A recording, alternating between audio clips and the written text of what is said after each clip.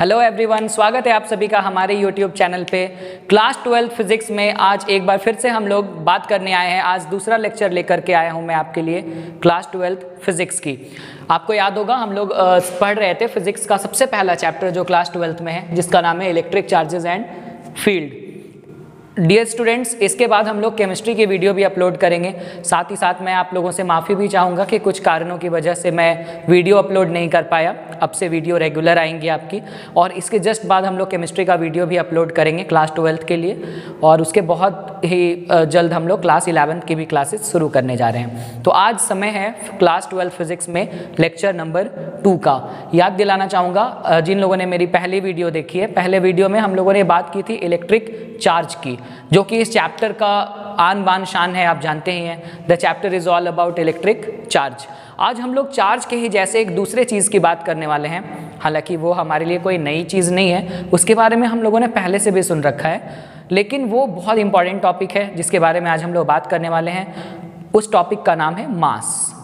अब आपको ये बात याद आएगी कि मास तो सुना सुना सा लग रहा है, ऐसा भी लग रहा है क्लास 11 में हम लोगों ने पढ़ रखा है मास क्या होता है। तो डियर स्टूडेंट्स, आज हम लोग मास क्या होती है इसके बारे में बात नहीं करने वाले हैं। वो मैं जानता हूँ हम लोगों ने ऑलरेडी क्लास 11 में पढ़ रखा है। आज हम लोग बेसिकली बात करने वाले हैं चार्ज और मास के कंपैरिजन की। चार्ज की तरह मास भी बहुत इंपॉर्टेंट रोल प्ले करने वाला है, और इस चैप्टर के स्टार्टिंग में एक बहुत अच्छा सा कंपैरिजन आप लोगों को पढ़ना है कि चार्ज और मास के बीच में बेसिकली क्या सिमिलैरिटीज़ हैं, क्या डिससिमिलैरिटीज़ हैं, और दोनों को कंपेयर करके हम लोग देखेंगे कि दोनों में क्या अंतर है। आइए बिना समय वेस्ट किए हम लोग शुरू करते हैं। Comparison between charge and mass. इसके लिए डियर स्टूडेंट्स एक साइड हम लोग चार्ज लिखने वाले हैं, एक साइड लिखने वाले हैं मास, और इसके बीच में हम लोग अंबुजा सीमेंट की मजबूर नहीं, माफ़ी चाहूँगा, मजबूत दीवार देने वाले हैं। मजबूर मुझे इसलिए याद आ गया क्योंकि एक्चुअली मेरे एक फ्रेंड का घर जो था वो अंबुजा सीमेंट से बना हुआ था। किसी ने मुझे बताया कि अंबुजा सीमेंट ऐसा सीमेंट होता है जो आसानी से टूटता नहीं है, उससे बना घर कभी नहीं टूटता है, और शायद तीसरे ही दिन टूट गया। रियली सॉरी, मैं मजाक नहीं उड़ा रहा हूँ उनका, लेकिन अंबुजा सीमेंट की खास बात उस दिन मुझे नज़र आ गई। एनीवेज, तो चार्ज और मास के बीच आज हम लोग कंपैरिजन पढ़ने वाले हैं। सबसे पहला अंतर, सबसे पहला कंपैरिजन जो हम लोग बात करने वाले हैं चार्ज और मास के बारे में, वो ये है, इस बात को बहुत ध्यान से समझिएगा। मैं भी शायद आप इस बात से अवगत भी होंगे, पहले से भी आप अवेयर होंगे कि हाँ ये बात मुझे मालूम है, मैं फिर से याद दिलाता हूँ। चार्ज और मास के बीच में जो सबसे बड़ा कंपैरिजन है, सबसे बड़ा डिफरेंस है, वो ये है कि दुनिया में कोई भी चार्ज्ड ऑब्जेक्ट हो, दुनिया में कोई भी चार्ज्ड बॉडी हो, यानी कोई ऑब्जेक्ट है जिसके अंदर या तो पॉजिटिव चार्ज है या उसके अंदर नेगेटिव चार्ज है, या आप ये कह लो कि वो न्यूट्रल है। न्यूट्रल की बात थोड़ी देर में करेंगे। मान लीजिए कि कोई ऑब्जेक्ट चार्ज्ड है, चाहे वो पॉजिटिवली चार्ज बॉडी हो, चाहे वो नेगेटिवली चार्ज बॉडी हो, दुनिया में कैसा भी चार्ज बॉडी हो, उसके अंदर कुछ ना कुछ मास ज़रूर होता है। तो पहला पॉइंट हमें ये बताता है कि mass always comes with the charge, यानी दुनिया के जिस ऑब्जेक्ट में भी चार्ज है, आपको ये मानकर चलना है कि उसके अंदर मास होगा ही होगा, यानी मास का होना कंपलसरी है। If there is charge in a body it must have some mass. Okay, तो सबसे पहले पॉइंट में हम लोगों ने क्या देखा कि चार्ज बॉडी के अंदर हमेशा मास होता है। इसे हम लोग ऐसे लिखेंगे, अ चार्ज्ड बॉडी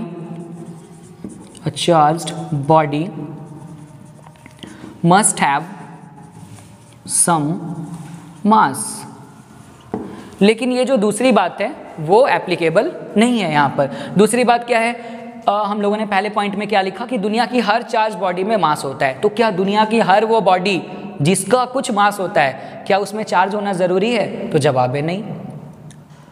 इसका मतलब क्या हुआ? इसका मतलब ये हुआ कि दुनिया की हर वो वस्तु जिसका कुछ मास हो, हालांकि दुनिया में कोई भी ऑब्जेक्ट का मास होना भी तय है, ये एक बहुत ही कॉमन सी बात है। If there is an object, if an object exist then it certainly have some sort of mass, कुछ ना कुछ मास उसके पास होना तय है। दुनिया में कोई भी वस्तु मासलेस नहीं होती है, हालांकि मासलेस वस्तु भी हैं, मासलेस ऑब्जेक्ट्स भी होती हैं, उसके बारे में हम लोग बाद में बात करेंगे। फिलहाल अभी हम लोग क्या समझने वाले हैं कि दुनिया की हर वो वस्तु, हर वो ऑब्जेक्ट जिसके अंदर मास है, ज़रूरी नहीं कि उसके अंदर चार्ज भी हो।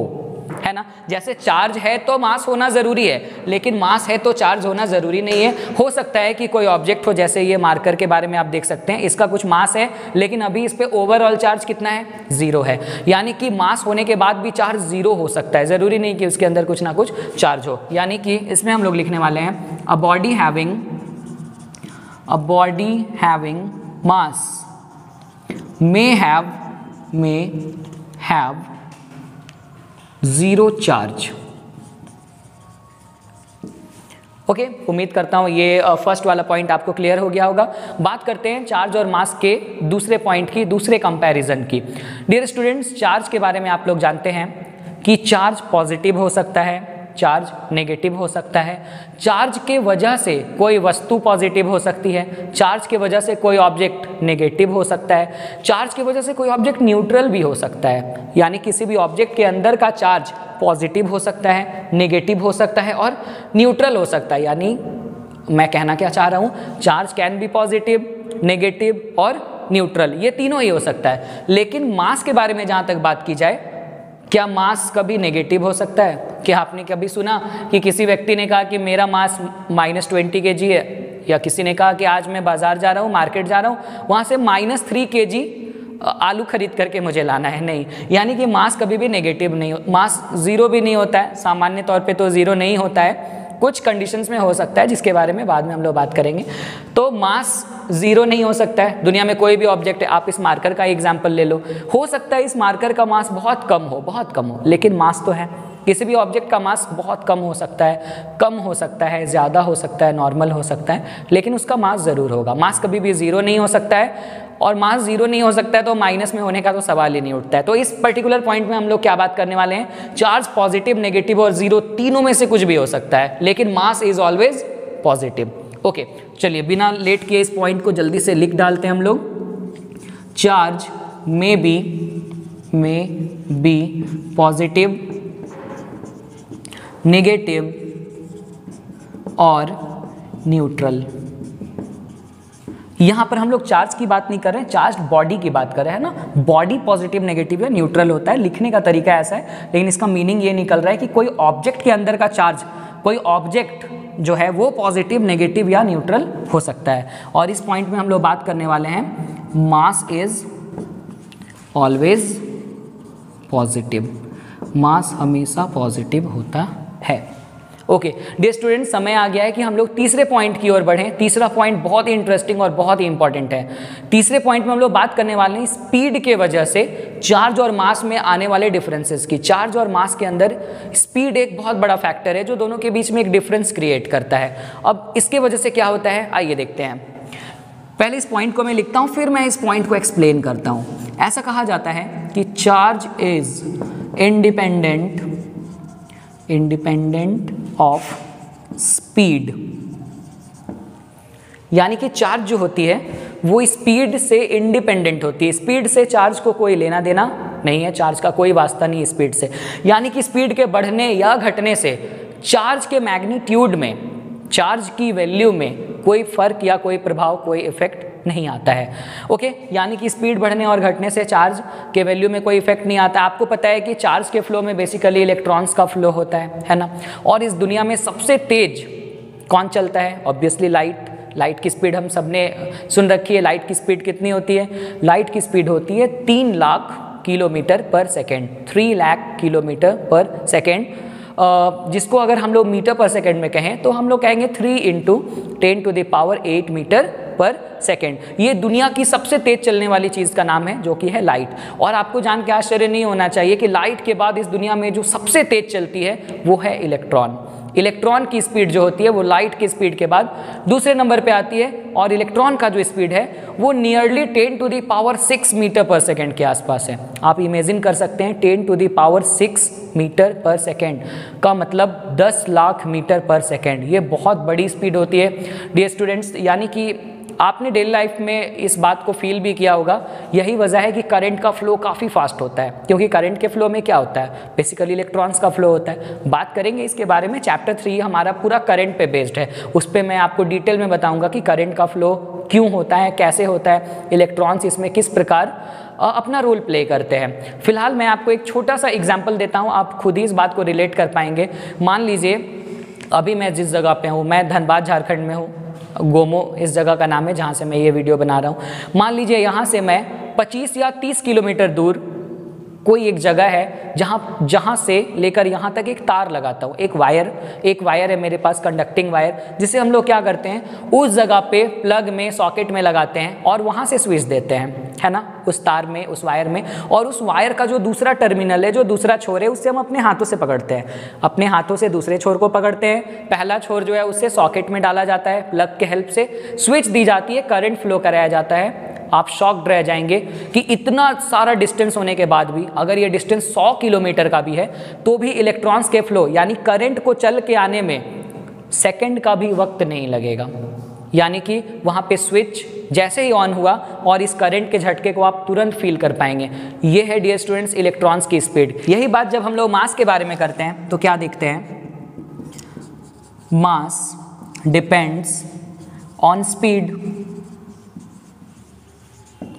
डियर स्टूडेंट्स, ऐसा कहा जाता है कि मास जो है वो स्पीड पे डिपेंड करता है। अब एक बहुत अजीब सी बात निकल के सामने आती है कि चार्ज स्पीड पे डिपेंड नहीं करता। चलो मान लिया हम लोगों ने कि चार्ज का जो मैग्नीट्यूड है वो वही रहेगा। ये तो एक एक्सपेरिमेंटल फैक्ट है, बहुत ज़्यादा इसके बारे में थ्योरेटिकली एक्सप्लेन नहीं किया जा सकता, लेकिन मास के बारे में एक्सप्लेन किया जा सकता है कि मास को स्पीड बढ़ने से क्या लेना देना है। और हम लोगों ने पूरे क्लास 11th में यही बात पढ़ी है कि mass is constant everywhere, mass is fixed, mass is a constant quantity, mass कभी बदलता नहीं है। तो फिर ये हम लोग क्या कह रहे हैं कि स्पीड के बढ़ने या घटने से मास पे फर्क पड़ने वाला है, ये कैसे हो सकता है।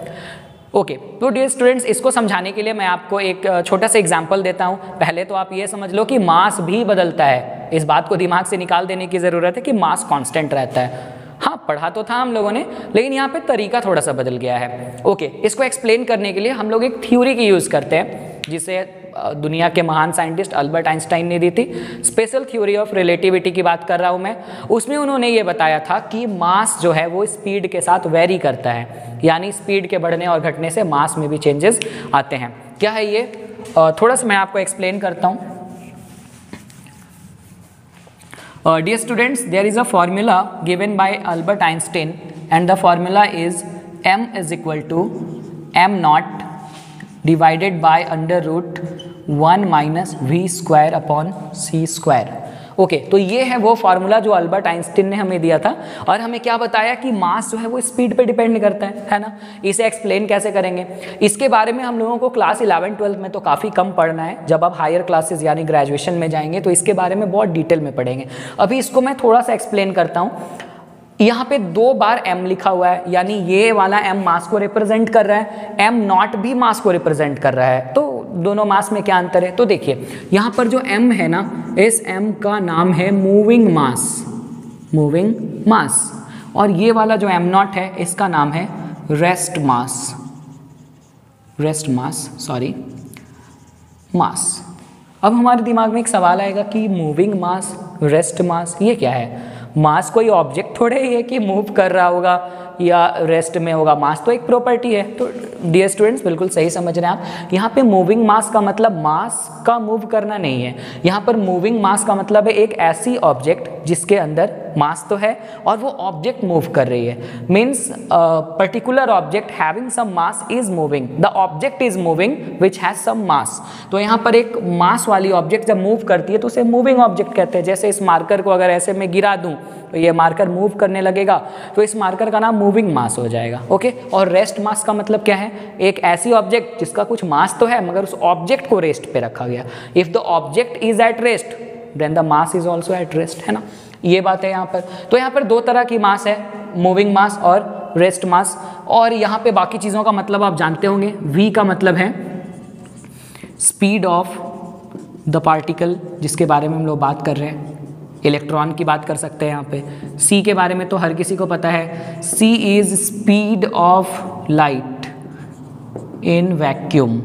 जो कि बहुत ज़्यादा होती है, इट्स अबाउट 3 लाख किलोमीटर पर सेकेंड। ओके, तो डियर स्टूडेंट्स, इस थ्योरी से अल्बर्ट आइंस्टीन ने क्या एक्सप्लेन किया था, इसको एक्सप्लेन करने से पहले मैं आपको एक एग्जाम्पल दे रहा हूँ, उस एग्जाम्पल को ध्यान से समझिएगा। ये हमारे डेली लाइफ से जुड़ा एग्जाम्पल है, फिर बुक के मदद से जो ये एग्जाम्पल है उसके बारे में भी हम लोग समझेंगे। इस तीसरे पॉइंट में हमें बताया गया है कि मास स्पीड पे डिपेंड करती है। किस प्रकार डिपेंड करती है? ऐसा कहा जाता है कि स्पीड के बढ़ने से मास भी बढ़ता है, स्पीड के घटने से मास भी घटता है। तो इस बात को हम लोग अपने डेली लाइफ में कैसे रिलेट करेंगे, मैं एक छोटा सा एग्जांपल दे रहा हूँ, ध्यान से समझिएगा। मान लीजिए कि आप कहीं पे खड़े हैं, ठीक है, और आपका एक फ्रेंड है जो आपसे थोड़ा मोटा है, ऑब्वियसली थोड़ा हेल्दी है, थोड़ा नहीं काफ़ी हेल्दी है। उसका वज़न आप मान लो, उसका मास मान लो कुछ ज़्यादा नहीं, कुछ 120 kg का है वो ओके 120 kg का है। अच्छा चलो 120 kg ज़्यादा हो जाएगा, 80 kg 90 kg का है वो। और उसने क्या किया ना, वो आपके ऊपर आके ऐसे करके लद गया, अपने शरीर का सारा भार उसने क्या किया, आपके ऊपर दे दिया, और दे के वो स्थिर से खड़ा हो गया। तो अब आप मेरे को बताइए कि वो जो है, उसके बॉडी का जो मास है वो आपको किस मास के रूप में फील होगा? तो जवाब है रेस्ट मास में, क्योंकि वो आदमी क्या है, रुका हुआ है। आपको अभी उसका मास कितना फील हो रहा है? 80 kg का मास फील हो रहा है ना। अब वही आदमी मोशन में आ जाए तो क्या होगा? मोशन में आ जाएगा मतलब क्या हुआ? मान लीजिए आप खड़े हैं और वही लड़का, वही आपका दोस्त 80 kg वाला जो आपके ऊपर लद गया था, वो अब ऐसा ना करके क्या करे ना, दूर से दौड़ते हुए आए और आके आपको टक्कर मारे। जैसे ही वो आपसे टकराएगा तो क्या आपको उसका मास उतना ही फील होगा जितना थोड़ी देर पहले फील हुआ था, या हो सकता है आप अपने जगह से डिस्प्लेस हो जाए, हो सकता है काफ़ी दूर भी जाकर गिरे। इट डिपेंड्स कि वो कितने स्पीड से आता है। तो इस केस में हमने क्या देखा ना कि जैसे ही उसने अपनी स्पीड बढ़ाई, वो दौड़ते हुए आया, उसका मास बढ़ गया। एक्चुअली में जब उसने हमें टक्कर मारी तब उसका मास 80 kg नहीं था, डेफिनेटली 80 kg से क्या था, ज़्यादा था। अब ये ज़्यादा कुछ भी हो सकता है, it depends on the speed of that particular person who was running. तो इस पे डिपेंड करता है कि वो किस स्पीड से दौड़ रहा था। तो स्पीड के बढ़ने से क्या होता है, मास बढ़ जाता है। इस बात को हम लोग मैथमेटिकली कैसे एक्सप्लेन करेंगे, उसके लिए ये थ्योरी है। अब इस थ्योरी के बारे में मैं आपको थोड़ा सा बताता हूँ। मैंने आपको क्या कहा कि मूव करता हुआ बॉडी का मास हमेशा रेस्ट में रह रहे बॉडी के मास से ज़्यादा होता है, रुकी हुई वस्तु का मास जो है वो कम होता है, और चलने वाली ऑब्जेक्ट्स का मास हमेशा क्या होता है, ज़्यादा होता है। एक्सप्लेन करने के लिए इसको एक्सप्लेन करता हूँ मैं, ध्यान दीजिएगा। इन दोनों चीज़ों को मिटा रहा हूँ। मान लीजिए कि इस इक्वेशन के बारे में थोड़ा सा सोचे हम लोग, तो इसे लिख सकते हैं m = m0 टाइम्स, और इस टर्म को आप ध्यान से देखिए, यहाँ पर v क्या है, इलेक्ट्रॉन की स्पीड। इलेक्ट्रॉन की स्पीड कितनी होती है? It's nearly about 10⁻⁶ metre per second. Speed of light is 3 × 10⁸ metre per second. और उसका स्क्वायर करके हम लोग क्या करने वाले हैं, 1 में से घटाने वाले हैं इसे, है ना, 1 में से घटाने वाले हैं। तो एक बात तो तय है कि 1 में से किसी भी चीज़ को घटाएंगे हम लोग, किसी भी चीज़ को अगर हम लोग 1 से घटाएंगे तो उसका आंसर 1 से तो कम नहीं आएगा। अब किसी मैथमेटिकल कैलकुलेशन में हम लोग किसी नंबर को 1 से माइनस कर रहे हैं तो ऑब्वियसली उसकी वैल्यू क्या होगी, 1 से कम आएगी। तो थोड़ी देर के लिए सपोज करते हैं कि इसको सॉल्व करने पे 1/2 आ रहा है, ठीक है। मैं ऐसा नहीं कह रहा हूँ कि ये आएगा, I am just saying let us suppose that the value that we are getting by solving this particular term is half, वो 1/2 आ रहा है। अब अगर इसे हम लोग क्रॉस मल्टीप्लाई कर दें, क्रॉस मल्टीप्लाई तो सिंपल चीज़ है ना, ये 1/2 को इस m के साथ मल्टीप्लाई कर देते हैं तो हमें मिलता है ½ m = इधर क्या मिल गया बोलो, m0। अब इसे एक लाइन और सॉल्व करेंगे, m = ये वाला 2 उधर जाकर मल्टीप्लाई हो गया तो क्या हो गया, 2 × m0। डियर स्टूडेंट्स, रिजल्ट आपके सामने है। m क्या है, मूविंग मास है, m0 क्या है, रेस्ट मास है। और इसमें हमें क्या पता चल रहा है इस मैथमेटिकल इक्वेशन से कि मूविंग मास जो है it is twice the rest mass, ये रेस्ट मास से 2 गुनी है, यानी रेस्ट मास से मूविंग मास क्या है, हमेशा ज़्यादा है। तो इस चीज़ से हमें इस बात का पता चलता है, तीसरा पॉइंट हमारा एक्सप्लेन हो जाता है कि मास जो है वो स्पीड पे डिपेंड करता है। बात करते हैं हम लोग चौथे पॉइंट की, यहाँ पे थोड़ा सा काटना होगा वीडियो। बात करते हैं चार्ज और मास के चौथे पॉइंट की। चौथे पॉइंट में हम लोग ये जानते हैं कि charge is strictly conserved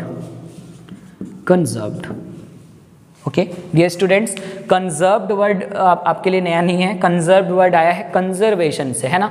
conservation जिसे हिंदी में संरक्षण कहते हैं, खैर यहाँ बात हिंदी की नहीं है, बात है कंजर्वेशन का मीनिंग क्या होता है। कंजर्वेशन का सीधा सीधा मतलब जो सबसे सिंपल तरीका है, बचपन से पढ़ते आए हैं, can neither be created nor be destroyed, है ना। Can neither be created nor be destroyed but can only be transferred from one body to another body, one form to another form, one system to another system, है ना। यही तो थी conservation. तो charge के बारे में क्या लिखा गया है, चार्ज इज स्ट्रिक्टली कंजर्व्ड, यानी चार्ज का जो कंजर्वेशन होता है ना वो स्ट्रिक्टली होता है। स्ट्रिक्टली का मतलब क्या है, यहाँ पे स्ट्रिक्टली का मतलब है चार्ज का 100% कंजर्वेशन होता है। 100% कंजर्वेशन का मतलब क्या हुआ, फॉर एन एग्जाम्पल अगर मैं आपसे ये कहूँ कि हमारे पास एक ये बॉडी है और हमारे पास एक ये बॉडी है, दो ऑब्जेक्ट्स है हमारे पास, है ना। और सपोज़ कीजिए, जस्ट सपोज़ कि इसके अंदर 100 इलेक्ट्रॉन्स हैं, है ना, और 100 प्रोटॉन्स भी हैं, मान लो 100 इलेक्ट्रॉन्स 100 प्रोटॉन्स हैं, यानी ये ओवरऑल न्यूट्रल है। ओके, इसके अंदर भी क्या है, 200 इलेक्ट्रॉन है और 200 प्रोटॉन है। फिर से समझिएगा, इसके अंदर 200 इलेक्ट्रॉन्स 200 प्रोटॉन्स है, इसके अंदर 100 इलेक्ट्रॉन्स और 100 प्रोटॉन्स है। इन दोनों को हम लोगों ने आपस में क्या किया, रब किया। ठीक है, रब करने से पहले की एक बार बात करते हैं। इसमें 100 इलेक्ट्रॉन और 100 प्रोटॉन थे, तो इसका ओवरऑल चार्ज कितना था, 0। 100 प्लस 100 माइनस, इसमें 200 प्लस 200 माइनस, मिला करके ओवरऑल चार्ज 0 था। जैसे ही इसे हमने रब किया तो क्या हुआ ना, कुछ चार्ज इसमें से निकल के, कुछ इलेक्ट्रॉन्स इसमें से निकल करके, इस मोबाइल से निकल करके, इस पर्टिकुलर ऑब्जेक्ट से निकल के इस मार्कर में आके स्टिक कर गए, चिपक गए। फॉर एन एग्जाम्पल आप सपोज कर लो कि इसमें से 100 इलेक्ट्रॉन निकल के इसमें चिपक गए, है ना। तो क्या हुआ, क्या इन दोनों को मिला करके जो टोटल चार्ज था उसमें कोई चेंजेस आई, जवाब है नहीं। ध्यान दो आप, इसमें 200 पॉजिटिव 200 नेगेटिव थे, इसमें 100 पॉजिटिव 100 नेगेटिव था। ओवरऑल हमारे पास 300 पॉजिटिव्स एंड 300 नेगेटिव्स थे, ठीक है, जिससे 0 मिल रहा था। अब क्या हुआ, इसने अपना 100 नेगेटिव इलेक्ट्रॉन्स इसको दे दिया, डोनेट कर दिया, दान कर दिया, रब करने से मिल गया, जैसे भी समझ लो आप। तो इसके पास नेगेटिव्स की संख्या 200 हो गई, पॉजिटिव की संख्या अभी भी इसके अंदर 100 है ना। इसमें पॉजिटिव की संख्या 200 है और नेगेटिव की संख्या कितनी है, 100 है। कुछ ज़्यादा गड़बड़ हो गया, कुछ ज़्यादा बड़ा कैलकुलेशन हो गया, है ना। चलिए लिख कर बताता हूँ। मान लीजिए कि मोबाइल में हमारे पास स्टार्टिंग में 200 पॉजिटिव्स थे, 200 नेगेटिव्स थे, और जो मार्कर है हमारे पास उसमें 100 पॉजिटिव्स थे 100 नेगेटिव्स थे।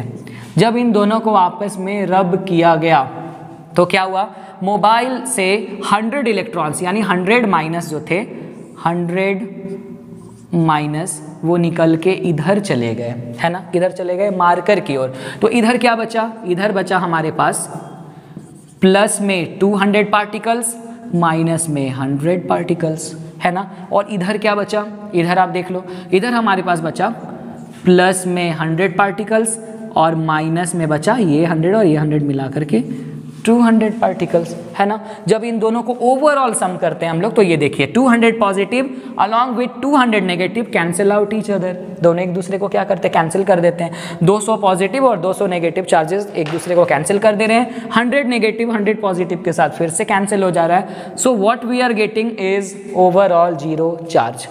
यही तो मैं कह रहा था कि चार्ज का 100% क्या होता है, कंजर्वेशन होता है। Charge can neither be created nor be destroyed, it can only be transferred from one body to another body. Okay, यही बात अब हम लोग मास के बारे में पढ़ने वाले हैं। मास के बारे में ये बात हम लोग लिखते हैं कि मास में कंजर्वेशन कैसे होता है। तो मास के बारे में ये लाइन जो है वो इस प्रकार कही गई है, मास is also conserved, mass is also conserved but not strictly. Okay, अब ये कौन सी बात हुई, मास का भी कंजर्वेशन होता है लेकिन मास का कंजर्वेशन चार्ज की तरह स्ट्रिक्टली नहीं होता है। अब स्ट्रिक्टली का मतलब बहुत सिंपल है, अभी मैंने बताया कि कंजर्वेशन तो मास का होता है लेकिन 100% कंजर्वेशन नहीं होता है। तो हम लोगों ने बचपन से एक लाइन पढ़ी थी, मास can neither be created nor be destroyed. उस लाइन का क्या हुआ, जवाब सही है, वो लाइन गलत नहीं है। लेकिन फिर से अल्बर्ट आइंस्टीन ने हमें एक बात बताई थी अपने E = mc² वाले फॉर्मूले में, एनर्जी मास इक्विवेलेंस रिलेशन में। उसके बारे में कभी बाद में मैं बात करूंगा, वरना टॉपिक काफ़ी लंबा हो जाएगा। तो मास के बारे में भी मैं आपको इतना बता रहा हूँ कि मास का कंजर्वेशन होता तो है, मास को भी एक बॉडी से दूसरे बॉडी में ट्रांसफर किया जा सकता है, लेकिन वो कंजर्वेशन 100% नहीं हो पाता है। अब इस बात को समझने के लिए क्या करेंगे, एक छोटा सा एग्जाम्पल समझते हैं। ओके, तो सपोज हमारे पास एक बर्फ का टुकड़ा है 100 ग्राम का। ओके, 100 ग्राम का एक आइस का टुकड़ा है हमारे पास, और इसे हम लोग क्या करते हैं ना, फ्रिज के बाहर निकालते हैं और रूम टेम्परेचर पे लाते हैं। ऑब्वियसली रूम टेम्परेचर पे लाने पे क्या होगा, बर्फ़ को हीट मिलेगा, गर्मी मिलेगी, और वो बर्फ़ पिघल करके क्या हो जाएगा, it will simply be converted into water, है ना, बर्फ़ पानी में बदल जाएगा। अब यहाँ पे एक बहुत सिंपल सा सवाल है कि क्या ये जो 100 ग्राम का बर्फ़ था हमारे पास सॉलिड स्टेट में, अब जब ये लिक्विड स्टेट में यानी वाटर में कन्वर्ट हो गया, मास एक फॉर्म से दूसरे फॉर्म में कन्वर्ट हो गया, तो क्या इस वाटर का मास भी 100 ग्राम है? जवाब है नहीं। ये वाटर आपको कभी भी डियर स्टूडेंट्स 100 ग्राम का नहीं मिलेगा। ये 96 ग्राम हो सकता है, 98 ग्राम हो सकता है, 97 ग्राम हो सकता है, but it is always less than 100 ग्राम। सवाल ये उठता है कि बाकी का जो 4 ग्राम या जो भी आप मान लें जितना घट गया, या इस एग्जाम्पल में हम लोग क्या देख रहे हैं, अगर ये 96 ग्राम का वाटर है तो 4 gram of water is lost. ये 4 ग्राम पानी गया कहाँ? तो जवाब बहुत सिंपल है, ये 4 ग्राम का पानी जो है ना, वो हीट के साथ हमारे सराउंडिंग में चला गया, हमारे आसपास के वातावरण में जा कर के मिल गया, है ना। ये तो आपने क्लास 11 में पढ़ा ही था, सिस्टम और सराउंडिंग। तो यहाँ पर हमने क्या देखा कि मास का कंजर्वेशन जब हम कर रहे थे तो मास का कुछ हिस्सा किस में कन्वर्ट हो गया, हीट में। हीट एक प्रकार की क्या है, एनर्जी है। यही तो अल्बर्ट आइंस्टीन ने हमें समझाया था कि जब भी हम लोग मास को कंजर्व कर रहे होते हैं तो मास का कंजर्वेशन तो होता है लेकिन 100% नहीं होता है, क्योंकि मास का कुछ हिस्सा अपने आप किस में कन्वर्ट हो जाता है, एनर्जी में कन्वर्ट हो जाता है, और हमें कंजर्वेशन 100% नहीं मिल पाता है। ये स्टूडेंट्स आश्चर्य की बात ये नहीं है कि 100 ग्राम का बर्फ 96 ग्राम ऑफ वाटर में कन्वर्ट हो गया।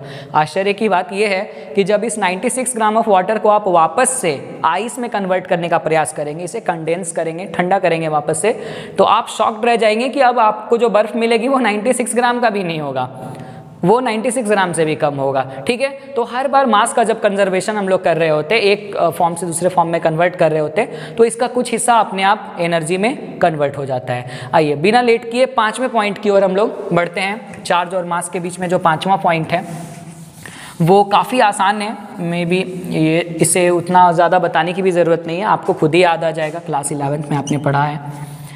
क्लास 11th में हम लोगों ने जब यूनिट्स एंड मेजरमेंट नाम का चैप्टर पढ़ा था तो हम लोगों ने 2 तरह के फिजिकल क्वांटिटीज़ की बात की थी, है ना, फंडामेंटल क्वांटिटीज़ और डिराइव्ड क्वांटिटीज़। फंडामेंटल क्वांटिटीज़ की संख्या कितनी होती है, 7 होती है। कौन कौन से फंडामेंटल क्वांटिटीज़ हैं, mass, length, time, temperature, electric current, luminous intensity और अमाउंट ऑफ सब्सटेंस।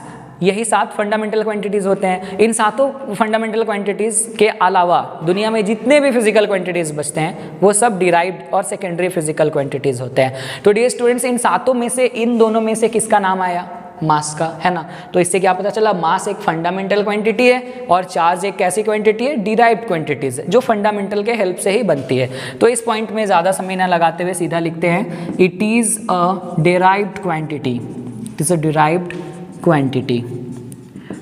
और इसके बारे में हम लोग लिखते हैं मास के बारे में, it is a fundamental quantity. Okay, so it's one of the 7 very important physical quantities, that is fundamental quantities. Dear students, समय आ गया है आखिरी पॉइंट के बारे में बात करने के लिए। इन दोनों का कंपैरिजन कभी खत्म होने वाला नहीं है। जो मेन पार्ट्स हैं उनके बारे में हम लोग बेसिकली यहाँ बात करने वाले हैं। ये पॉइंट भी इंपॉर्टेंट है, इसलिए हम लोग इस पॉइंट के बारे में भी बात करेंगे।